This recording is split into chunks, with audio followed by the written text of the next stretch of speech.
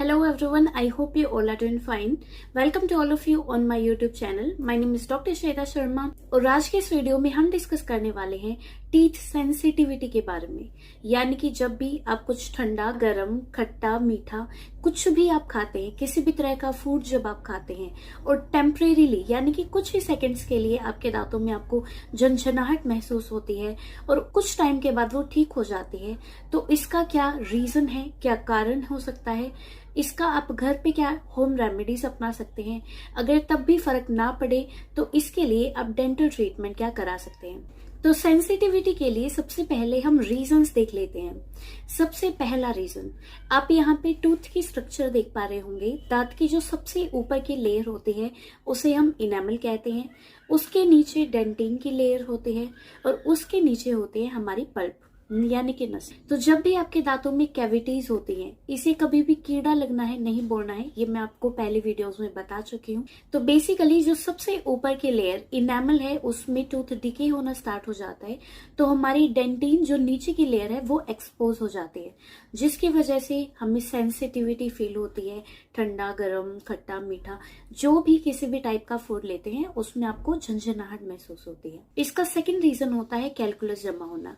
Basically जब भी आप अच्छे से सफाई नहीं करते हैं, ब्रशिंग नहीं करते हैं या फिर अभी करना स्टार्ट किया है, पहले से काफी टाइम से आपके दांतों में कैलकुलस जमा हो रखे हैं जैसे आपको इस इमेज में दिखाया है, तो उसकी वजह से आपके मसूड़े और आपके टीथ इन दोनों के बीच में कैलकुलस जमा होने लग जाता है और जिसकी वजह से हमारे गम्स धीरे धीरे दांतों से दूर होने लगते हैं, जिसकी वजह से गम रिसेशन टाइप परेशानियां होती हैं, जिनके बारे में मैं ऑलरेडी वीडियो बना चुकी हूँ। इन सभी से रिलेटेड आपको एक प्लेलिस्ट मिल जाएगी, dental problems and their solutions. उन वीडियोस को आप जरूर देखिए। उसके अलावा जिन लोगों को ज्यादा स्ट्रेस होता है, ज्यादा गुस्सा आता है, उन लोगों की जनरली आदत होती है दांतों को आगे पीछे घिसने की। जो खुद देखिए, जब भी हमें गुस्सा आता है हम क्या करते हैं, दांतों को घिसने लगते हैं, जिसकी वजह से दांतों की जो ऊपर की इनेमल लेयर है वो बहुत ही स्ट्रोंग होती है और हमारे दांतों को प्रोटेक्टेड रखती है। अब जब भी हम दांतों को घिसेंगे तो वो लेयर खराब होगी, वो लेयर टियर आउट होगी, उसकी वजह से डेंटिन एक्सपोज होगी, जिसकी वजह से हमें सेंसिटिविटी होगी। ऑलराइट, तो इस प्रोसीजर को, दांत किटकिटाने की इस प्रोसीजर को हम ब्रुक्सिज्म कहते हैं। उसके अलावा अगर आपकी ब्रशिंग टेक्निक गलत है, हमारा मेन मकसद क्या होता है, ब्रश की हेल्प से फूड पार्टिकल्स जितने भी हमारे टीथ सरफेस के ऊपर है उनको रिमूव करना। अब ज्यादातर लोग क्या सोचते हैं कि हमारे दांतों को हम जोर जोर से घिसेंगे ब्रश की हेल्प से तभी हमारे दांत बिल्कुल चमक जाएंगे, पर ऐसा बिल्कुल भी नहीं है। हमारा ब्रश का केवल इतना ही काम होता है कि हमारे खाना खाने के बाद हमारे दांतों के ऊपर जो भी फूड पार्टिकल्स है उनको क्लीन करना। तो इसलिए सॉफ्ट ब्रशिंग कीजिए। जो जोर जोर से ब्रश करते हैं उनको आप यहाँ पे इमेज में देख सकते हो, वैसे घिस जाते हैं, दांतों की जो ऊपर की इनेमल लेयर है वो हट जाती है और डेंटिन एक्सपोज हो जाते हैं और फिर उसके बाद सेंसिटिविटी होना शुरू हो जाती है। कई बार ब्लीचिंग का जो ट्रीटमेंट होता है, जिन लोगों के टीथ काफी सेंसिटिव होते हैं और वो अगर ब्लीचिंग ट्रीटमेंट कराते हैं तो उसके बाद भी सेंसिटिविटी होने के चांसेस बढ़ जाते हैं। तो अब जल्दी से इन सभी प्रॉब्लम्स की होम रेमेडीज की बात कर लेते हैं। जो रीजन होगा आपको इंश्योर करना है कि वो आप सुधारें।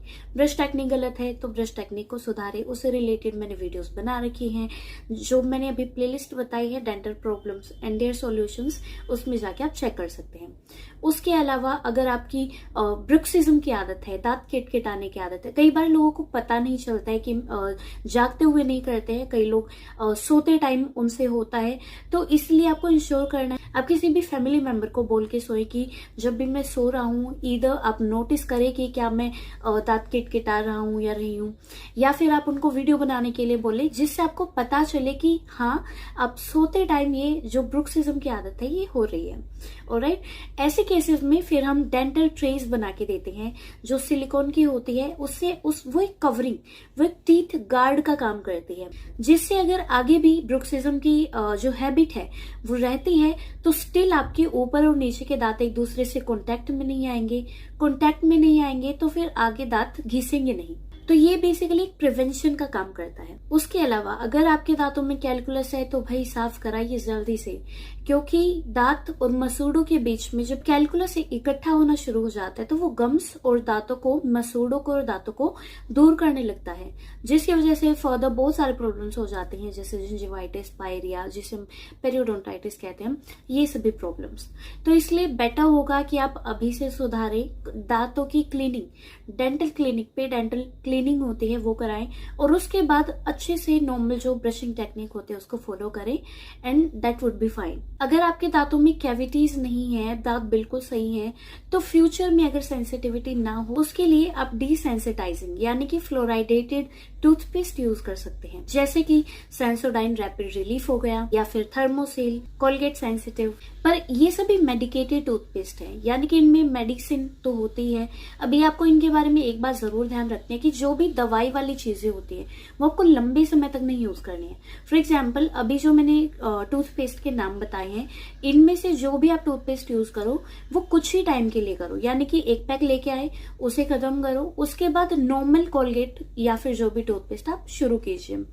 जो ये मेडिकेटेड टूथपेस्ट अभी जो मैंने आपको बताई वो ज्यादा लंबे टाइम तक यूज नहीं करनी है। उसके अलावा जो भी आप एसिडिक चीजें पियेंगे, एसिडिक बोले तो खट्टी चीजें जैसे कि सोडा हो गया या फिर लेमनेड हो गया, शिकंजी हो गई, ये सभी जो ड्रिंक्स है या तो आप इनको कम पीना शुरू कीजिए अगर आप ज्यादा पीते हैं, या फिर जब भी आप पीते हैं तो इनको स्ट्रो की हेल्प से पिए, क्योंकि जब भी हम सिप करके पीते हैं तो ये जो लिक्विड्स है, सॉफ्ट ड्रिंक्स है, ये हमारे सभी दांतों के कॉन्टेक्ट में आती हैं और इसीलिए उनको खराब करती है। स्ट्रो से पियेंगे तो ये दांतों के टच में नहीं आएंगे और आपकी जो प्रॉब्लम है वो बेटर हो सकती है। इसके अलावा गार्लिक या जिंजर, इनका पेस्ट बनाइए। जहां पे भी आपको सेंसिटिविटी फील होती है वहां पे इनको 5 to 10 मिनट्स के लिए लगा के छोड़ दें, उसके बाद स्पिट करके प्रॉपर माउथ रिंस कर लें। इसको आप दिन में 2 बार और कम से कम 3 या 4 दिन के लिए तो जरूर करें ताकि बेनिफिशियल हो। इनमें बेसिकली एंटीबैक्टीरियल प्रॉपर्टी होती है जो आपके ओरल हाइजीन को मेंटेन करने के लिए हेल्प करते हैं। Along with that you can use हल्दी पाउडर।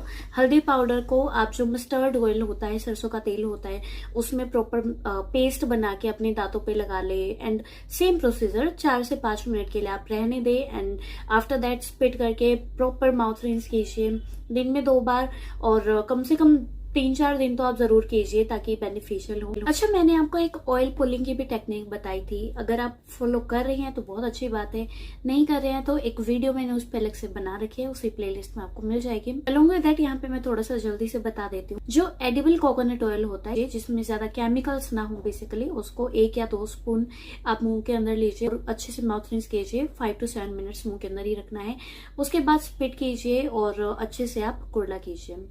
तो इससे बेसिकली एक तो सारे हमारे बॉडी के जो टॉक्सिन्स है वो निकल जाते हैं, अलॉन्ग विद दैट हमारे जो ओरल हाइजीन है वो भी प्रॉपर मेंटेन रहता है। इसको भी आप एक अपनी लाइफस्टाइल में इंक्लूड कर सकते हैं और बेटर रहता है कि सुबह कीजिए। उसके अलावा नीम के जो पत्ते होते हैं उनको आप प्रॉपर उनका पेस्ट बना के आप अपने टीथ पे अप्लाई करें 4 to 5 मिनट्स अप्रोक्स, एंड उसके बाद प्रॉपर रिंस कर दें, तो ये भी काफी बेनिफिशियल होता है। ये सभी थी होम रेमेडीज।